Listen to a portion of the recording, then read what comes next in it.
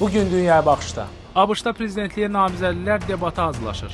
Hələb şəhərində 3 partlayış törədilir. Rusiya Gürcüstanla əlaqələrin normallaşacağına ümid edir.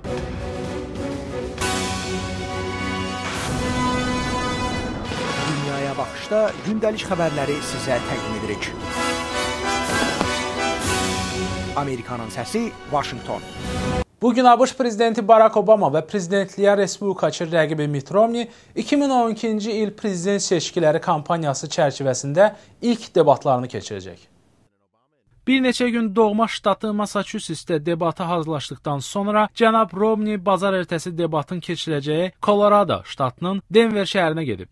Keçmiş qubernator tərəfdarlarına bildirib ki, bu debat prezidentin və onun qarşılaşacağı ən böyük tədbir olacaq. Cənab Obama bazar günü debata hazırlaşmaq üçün ABŞ-ın qərb ştatı Nevadada istirahət mərkəzində olub.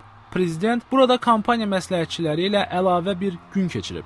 Denver Universitetində keçiriləcək debatda diqqət daxili problemlər üzərində cəmləşəcək.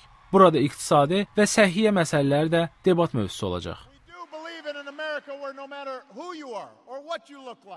Rusiya Xarici İşlər Nazirliyi bazar ertəsi Gürcüstanda keçirilən parlament seçkilərinin iki ölkə arasında münasibətlərin normallaşmasına yardım edəcəyini ümid etdiyini bildirib. Nazirliyin sözcüsü Aleksandr Lukasheviçin bugün açıqladığı bəyanatda deyilir ki, Gürcüstanda cəmiyyət dəyişikliyə səs verib və Gürcüstan normal həyata qayıtmaq yolunda irəliləyəcək, qonşuları ilə konstruktiv əlaqələr quracaq.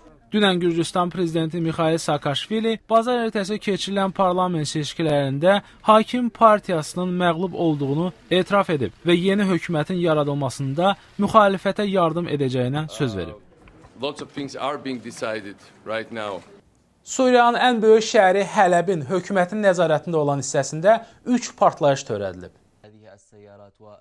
Suriya Dövlət Televiziyası bugün şəhərin əsas meydanını hədəf alan partlayışdan sonraki görüntüləri yayımlayıb.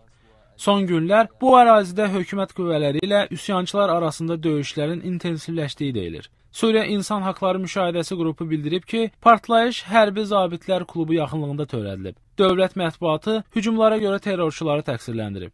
Bu arada BMT və Ərəb Liqasının Suriya üzrə elçisi Laxdar Brahimi gələn həftə 18 ay davam edən münaqişəyə son qoymaq səyləri çərçivəsində bir daha regiona qayıdacaq. Günün mühüm xəbərləri və reportajlarını habelə bloqlarımızı Amerikanın Səsinin veb səhifəsində izləyə bilərsiniz. Ünvanımız 3w.amerikanınsəsi.org-dur. Vaşinqtondan Amerikanın Səsinin televiziya studiyasından mən Bəxtiyar Zamanov sizinlə xudahafizləşirəm. Salamat qalın.